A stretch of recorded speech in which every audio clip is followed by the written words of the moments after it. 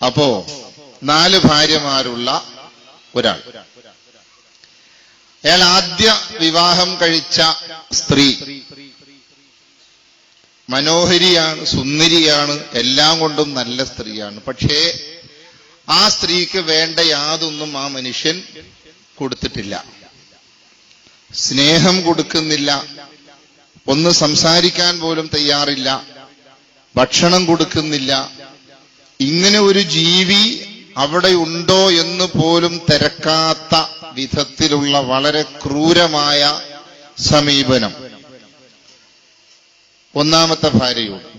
ആ വിവാഹ സമയത്ത് അവൾ സുന്ദരിയാണ്, എല്ലാ സൗകര്യങ്ങളും അവൾക്കുണ്ട്. പക്ഷേ അയാൾക്ക് അവളോട് യാതൊരു താല്പര്യമില്ല. അവൾക്ക് വേണ്ടി ഒന്നും ചെയ്യാൻ ഈ മനുഷ്യൻ തയ്യാറില്ല. എന്നാൽ 2ഉം 3ഉം 4ഉം ഭാര്യമാരോട് പ്രത്യേകം സ്നേഹമുണ്ട്. 4ാമത്തെ ഭാര്യ എന്ന് പറഞ്ഞാൽ ഈ മനുഷ്യന്റെ ജീവനാണ്. ആ ഭാര്യയെ പിരിഞ്ഞ് ഒരു സെക്കൻഡ് പോലും കഴിയാൻ ആ മനുഷ്യന് സാധിക്കുകയില്ല. അവളുടെ സൗന്ദര്യം കുറയാതിരിക്കാൻ എന്തെല്ലാം ചെയ്യാൻ പറ്റുമോ അതെല്ലാം ചെയ്യും. എത്ര നല്ല രൂപത്തിൽ വസ്ത്രം ധരിച്ചാലാണ് അവളുടെ സൗന്ദര്യം വർദ്ധിക്കുക അതെല്ലാം ചെയ്യും. അവളൊരു കാര്യം പറഞ്ഞാൽ അത് വിട്ട് അപ്പുറത്തേക്ക് അയാൾ നീങ്ങുകയില്ല. എന്തെല്ലാം സൗകര്യമാണോ അയാളുടെ കഴിവിന്റെ പരമാവധിയും അതിൽ കൂടുതൽ 4ാമത്തെ ഭാര്യക്ക് അയാൾ കൊടുക്കും. അവളുടെ ക്ഷീണം അയാൾക്ക് താങ്ങാൻ സാധിക്കുകയില്ല.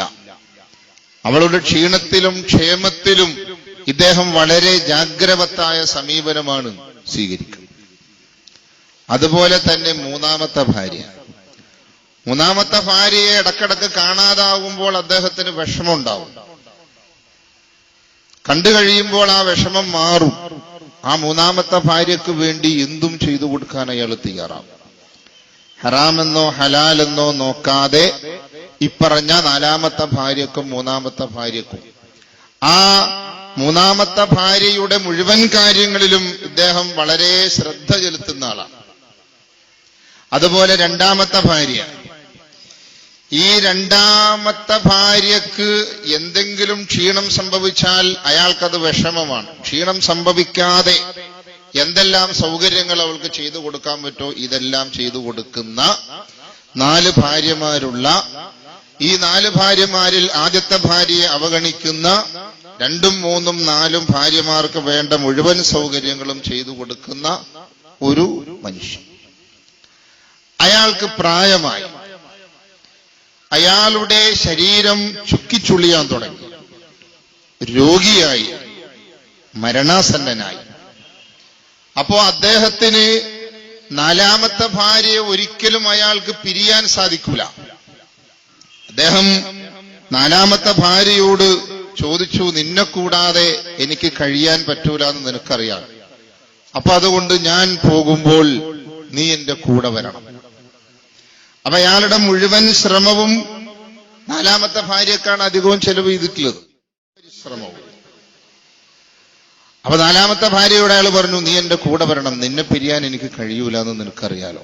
4ാമത്തെ ഭാര്യ പറഞ്ഞു, നടക്കൂല, വരൂല, ഞാൻ നിങ്ങളുടെ കൂടെ വരുന്ന പ്രശ്നമില്ല, മരിക്കുന്നത് വരെ നിങ്ങളുടെ കൂടെ ഞാനുണ്ടാകും. മരണത്തോടെ നമ്മൾ 2 വഴിയായി. എനിക്ക് ജീവിക്കണം, നിങ്ങളോടൊപ്പം വരാൻ എനിക്ക് പറ്റൂല. അദ്ദേഹത്തിനുണ്ടാകുന്ന വിഷമം നമ്മൾ പറയേണ്ടതില്ല. അദ്ദേഹം വളരെ വിഷമത്തോടെ 3ാമത്തെ ഭാര്യയോട് ചോദിച്ചു, നീ വരുമോ? നിന്റെ മുഴുവൻ കാര്യങ്ങളും ഞാൻ നിർവഹിച്ചു തന്നിട്ടുണ്ട്, അതുകൊണ്ട് നീ എന്റെ കൂടെ വരണം. 3ാമത്തെ ഭാര്യ പറഞ്ഞു, വരില്ല.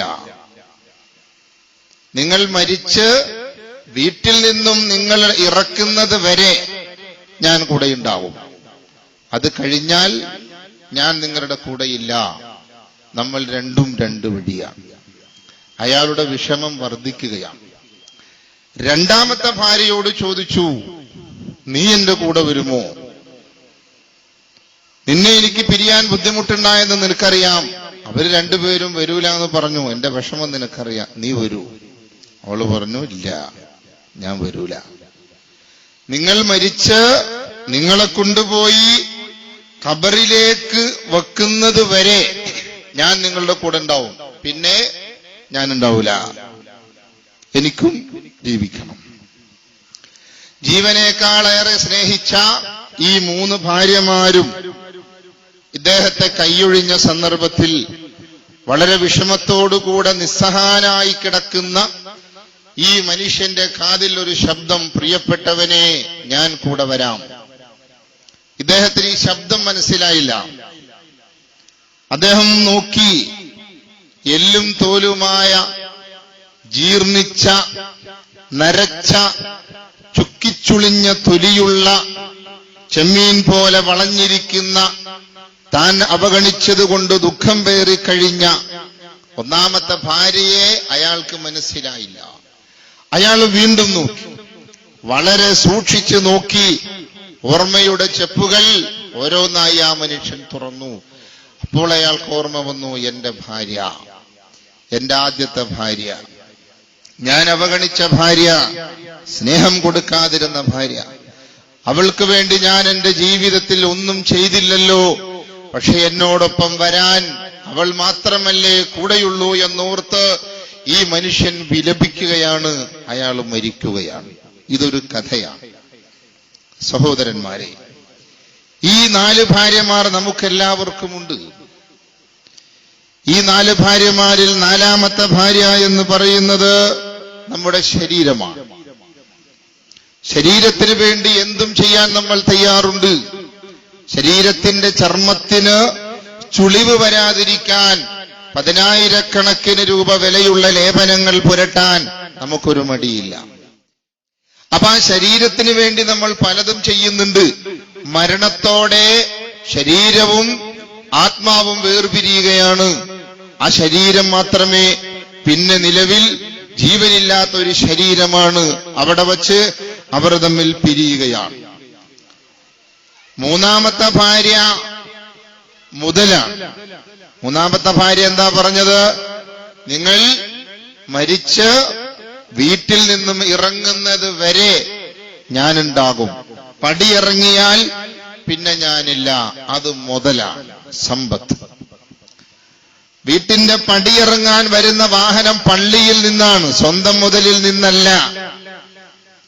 സ്വന്തം മുതൽ അതുവരെ കിടക്കുന്ന കട്ടിൽ, അതുവരെ കിടക്കുന്ന മുറി, അതുവരെ ഉപയോഗിക്കുന്ന വസ്ത്രം, അതുപോലെയുള്ള സൗകര്യങ്ങൾ, അതാണ് 3ാമത്തെ ഭാര്യ.